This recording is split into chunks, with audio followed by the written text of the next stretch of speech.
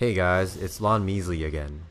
I'm sure everyone's enjoying the Battle for Azeroth pre-order goodies and leveling allied races right now. So with all the juicy data mining that's been going on, and if you've been following along with the news, you'll have seen that profession levels have been quote-unquote squished to level 100. However, I don't think it's technically a real squish, for reasons I'm about to lay out.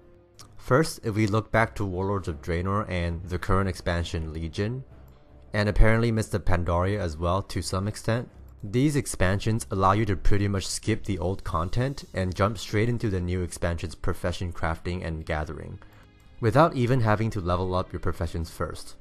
That being said, there are still a lot of advantages of having higher profession levels, but what I'm trying to say is that Battle for Azeroth is simply following the same pattern of allowing you to jump straight into the new expansion's profession content. But what's going to be different is that each profession will be split into different specializations for each expansion. For instance, Alchemy will likely be split into Battle for Azeroth Alchemy, Classic Alchemy, Burning Crusade Alchemy, Northern Alchemy, and so on and so forth. Now, I also think there's a possibility that some of these expansions will be combined into one specialization. For example, Classic and Burning Crusade may become one specialization instead of two. Otherwise, there will be a whopping 8 different specializations that will have to level up separately. Which brings me to my next point. Yes, I believe the different specializations will have to be leveled separately. And this is exactly what I meant by there not being an actual squish. Because instead of having one specialization with 800 levels, you now have up to 8 specializations of 100 levels each. So how exactly does this make sense?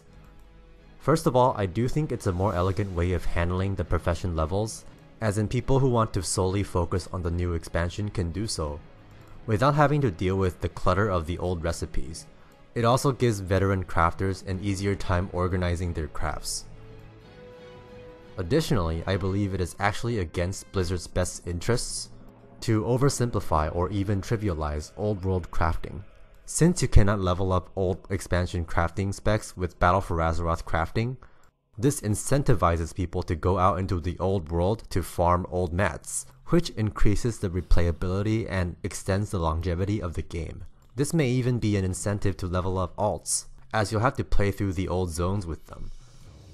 Now, if we look back to the pre-Legion patch, when they introduced the Enchanting Tomes of Illusion, there is a similar rationale for Blizzard to implement these items, and that is they wanted to make it more attractive for people to go back to farm old zones. So in conclusion, I don't think the new profession system can be technically called a squish, but I do think it's a more elegant way than now of handling professions. I also think it's a good step to making the game more enjoyable and replayable. And that is it for my short speculation video.